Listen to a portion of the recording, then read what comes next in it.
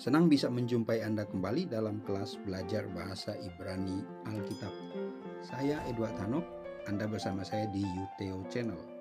Channel yang menghadirkan konten-konten teologi di ruang digital Anda sekalian.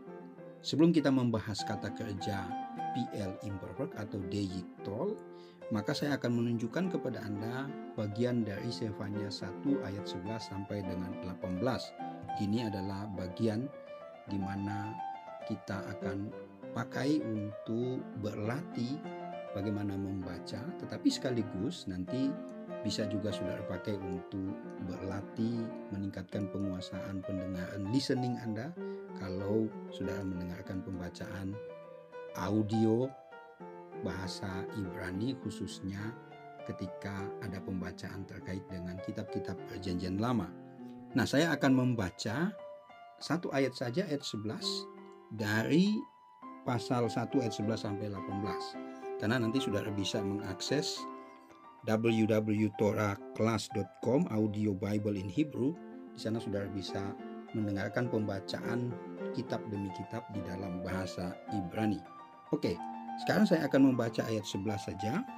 Helilu Yosfe Hamaktes Ki nitma kol am genaan nikretu kol netile kasef.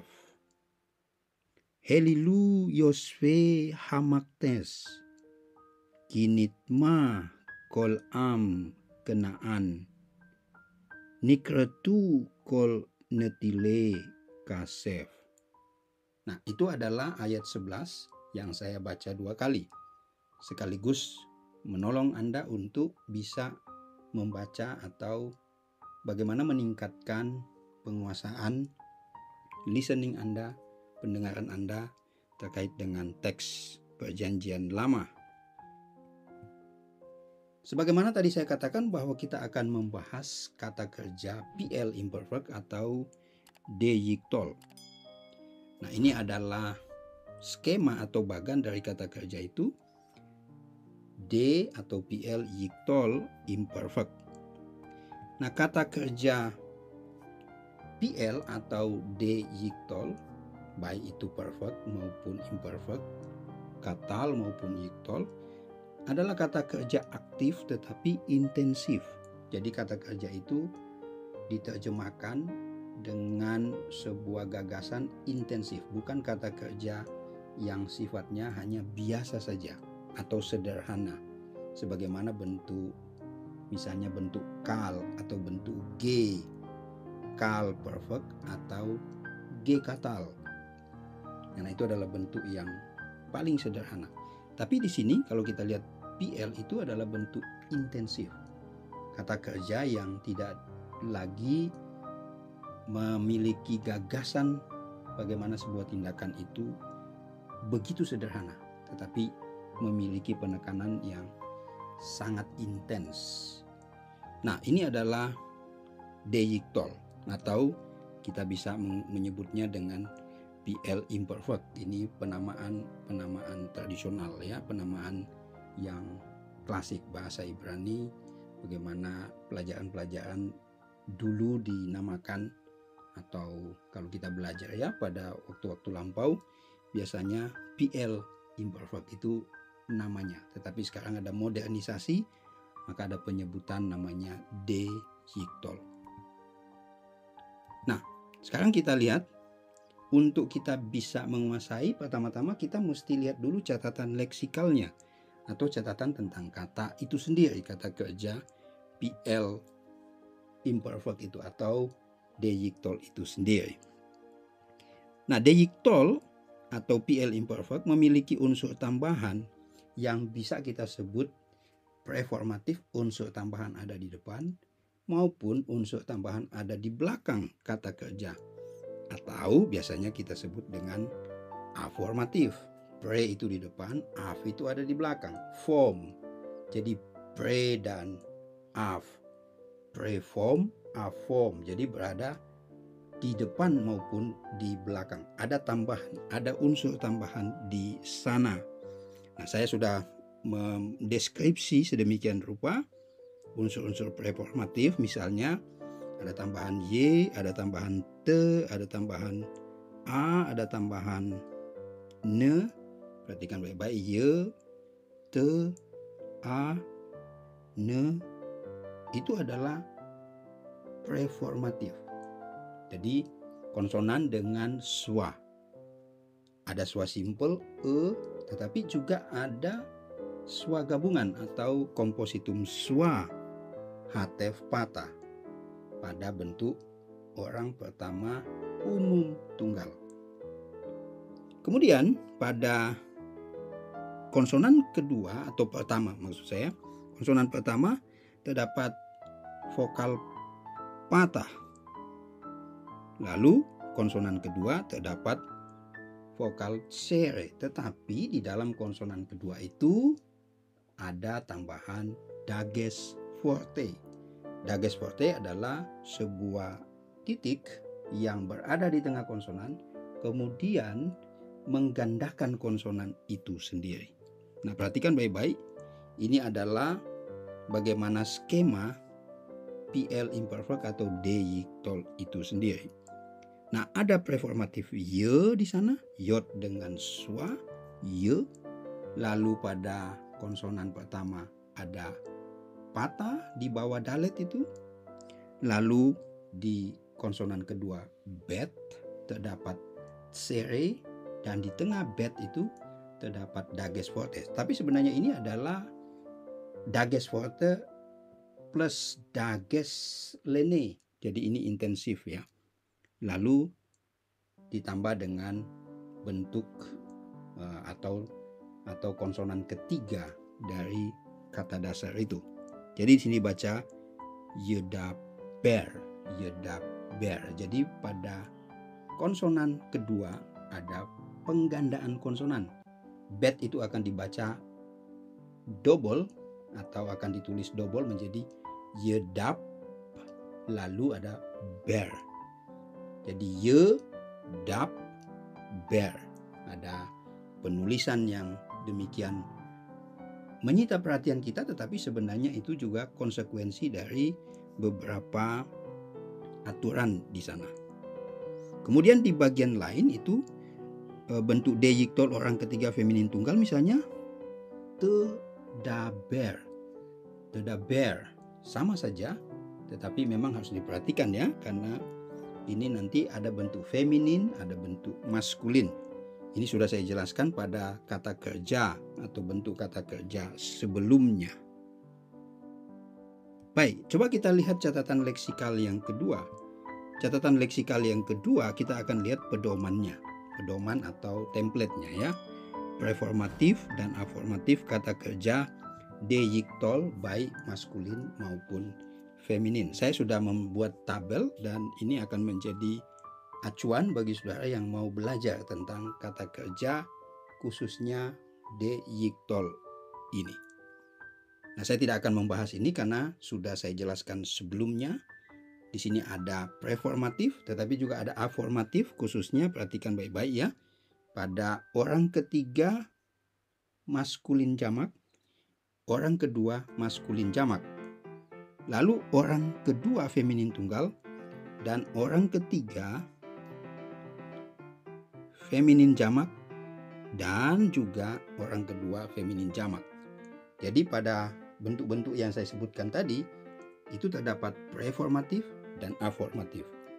Sedangkan selebihnya itu hanya terdapat preformatif saja dan tidak ada aformatif. Nah, sekarang kita lihat di sini lagi soal catatan leksikal. Nah, kita coba menyimaknya baik-baik ya. Ada perubahan. Perubahan di sini adalah perubahan vokal sere. Pada konsonan kedua menjadi schwa. Ini adalah schwa simple ya, bukan schwa gabungan atau kompositum schwa. Nah, ini terjadi atau terlihat pada orang ketiga maskulin jamak, orang kedua maskulin jamak, dan orang kedua feminin tunggal. Ini ya, jadi terjadi perubahan dari sere vokal, karakteristik vokal dari kata kerja PL imperfect atau deyiktol akan mengalami perubahan dari sere menjadi swa. Kemudian yang kedua, terlihat juga perubahan pada orang ketiga feminin jamak dan orang kedua feminin jamak. Serta tentu kalau kita lihat di sini, perubahan itu karena dari sere, bukan dari sere, tapi ada penambahan swa. Serenya tetap, tapi ada penambahan swa itu pada konsonan ketiga. Karena ada penambahan afirmatif na di belakang. Nah, untuk lebih jelasnya perhatikan di sebelah ini. Nah, di sini terlihat perubahan bagaimana kita melihat. Ini adalah contoh dari bentuk orang kedua feminin tunggal, sama saja misalnya dengan bentuk orang ketiga maskulin dan maskulin jamak dan orang kedua maskulin jamak. Ini sama. Lalu di bawah adalah bentuk orang ketiga feminin dan orang kedua feminin jamak. Terlihat di sana ada perubahan. Sere menjadi swa pada konsonan kedua dan sere tetap pada konsonan kedua, lalu ada penambahan swa di konsonan ketiga. Oke, sekarang coba kita lihat leksikalnya. Bentuk leksikal ini tentu saya membiarkan di sana ada template untuk preformatif dan afirmatif. Lalu kita coba nanti berlatih ya, misalnya pada kata davar. Davar saya kasih nikutnya di sana, kamets dan juga mata. Tapi juga ini bisa diterjemahkan menjadi satu kata saja, yaitu mengatakan. Jadi davar itu berarti mengatakan ya.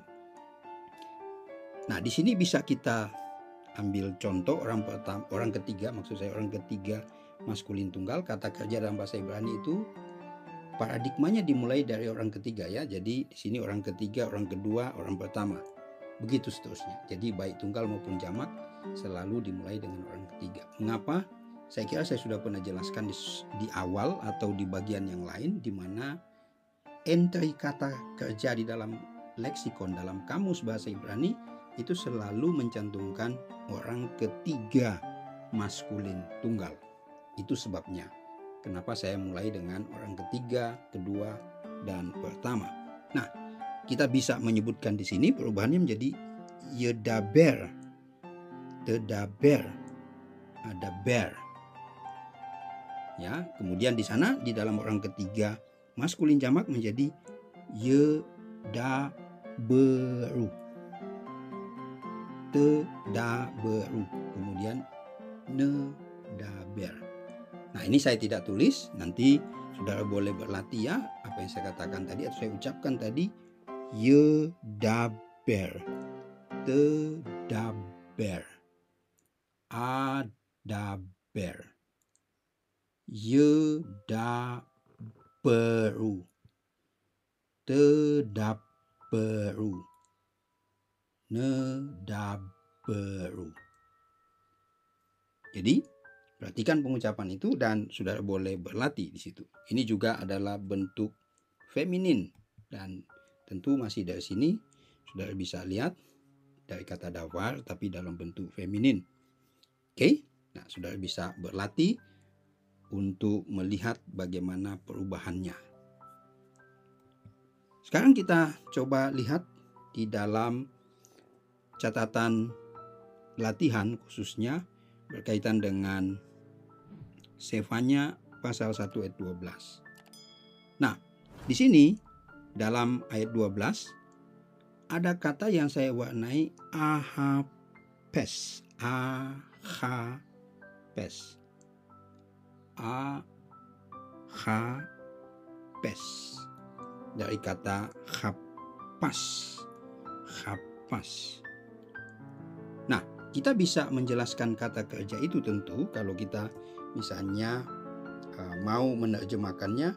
Pertama-tama kita melihat kata kerja tersebut, lalu kita ingin mencoba menjelaskan terlebih dahulu, menguraikan kata kerja itu. Selain kita tentu melihat bagian-bagian kata yang lain sehingga kita tidak salah dalam menerjemahkan, karena ada leksikal, ada sintaks, dan ada gramatikal. Khusus di sini saya melihat ada satu kata kerja yang dalam bentuk deyiktol, yaitu kata ahapes. Nah, untuk kata kerja ini sudah bisa memberikan penjelasan. Misalnya saya kasih contoh di sini bagaimana kita membuat catatan leksikalnya. Kata kerja ahapes itu adalah kata kerja deyiktol atau PL imperfect orang pertama umum tunggal. Perhatikan ya, umum tunggal. Berarti bisa dipakai baik maskulin maupun feminin. Ahapes. Ahapes. Kata ahapes ini berasal dari kata dasar hapas. Kata hapas memiliki beberapa arti yang harus disesuaikan dengan bentuk kata kerja yang muncul dalam teks kitab-kitab Perjanjian Lama. Khususnya di sini dalam Sefanya 1 ayat 12, ini muncul dalam bentuk PL imperfect atau deyiktol. Maka yang mesti dicari artinya adalah arti yiktol atau arti PL yiktol, bukan bentuk yang lain. Ini perlu diperhatikan, karena jangan nanti ini adalah bentuk PL imperfect, deyiktol, tetapi diterjemahkan dengan bentuk G katal atau kal perfect. Ini salah. Banyak penerjemahan seperti itu. Apalagi hanya ingin menyenangkan atau ingin kita bisa mengambil kata yang sesuai dengan keinginan kita. Kalau bentuknya adalah deyiktol, pakailah arti deyiktol. Jangan pakai hipil misalnya, H, jangan pakai hitpa L. Bahkan kita mau mengambil bentuk yang paling sederhana, yaitu bentuk G katal atau kal perfect. Nah, di sini saya memberikan penjelasan itu. Kata kerja ahapas di dalam Sefanya pasal 1 ayat 12 ini adalah bentuk PL yiktol. Jadi kata kerja ini harus diterjemahkan sebagai kata kerja PL yiktol, bukan G yiktol. Meskipun sama-sama imperfect yiktol, tetapi jangan diambil makna dari kata G yiktol, tetapi tetap pada bentuk kata kerja yang muncul di situ, yaitu D yiktol. Untuk selebihnya sudah bisa menggunakan kamus bahasa Ibrani. Di sini saya biasa menggunakan BDB, meskipun ada misalnya hal ya, halot itu Baumgartner, itu boleh juga menggunakannya. Tapi di sini saya gunakan bentuk dari atau saya meminjam dari BDB. Nah, saya memberikan contoh begini. Coba saudara bisa lihat di sini saya mengutip dari kamus BDB. Nah, di sana saya tunjukkan dengan panah itu ada bentuk PL. PL perfect tentunya di situ, tetapi di bawah sesudah PL perfect itu di sana ada imperfect, ada keterangan IMPF. Itu adalah singkatan yang digunakan di sini untuk menunjuk pada imperfect. PF itu berarti perfect, PF itu adalah imperfect. Nah, apa artinya? Kalau di atas bentuk yang paling sederhana, arti paling sederhana dari kata kerja hapas adalah search, mencari. Tetapi di dalam bentuk PL imperfect itu bisa search through, bisa mencari melalui atau search for. Jadi ada beberapa arti kata yang mesti diperhatikan di sini. Misalnya mencari seseorang ya, mencari sebuah benda dan seterusnya. Nah, itu yang diambil maknanya, bukan bentuk kal di atas. Kal imperfect. Enggak. Yang diambil adalah PL imperfect. Nah, ini salah satu contoh. Saudara bisa menggunakan ini kamus yang membantu proses penerjemahan saudara, khususnya untuk kata kerja yang saudara temukan di dalam bagian teks Perjanjian Lama. Oke, sekarang kita coba lihat latihan. Di sini saya sudah tampilkan. Nah, di sini sudah juga akan menemukan di dalam Kejadian 44 ayat 7 itu ada kata Yedaber. Yedaber. Sebagaimana saya tadi sebutkan, sudah bisa memberikan catatan di sini, kemudian sudah dapat menjelaskan kata kerja tersebut sebagai catatan leksikal, bahkan juga nanti sudah bisa melakukan upaya lain, yaitu melakukan sebuah upaya sintaks, penjelasan sintaks, dan kemudian menerjemahkan keseluruhan ayat demi ayat. Dan dalam hal ini adalah Kejadian 44 ayat 7. Silakan tulis di kolom komentar ya, bila saudara misalnya ingin menjelaskan tentang kata kerja ini.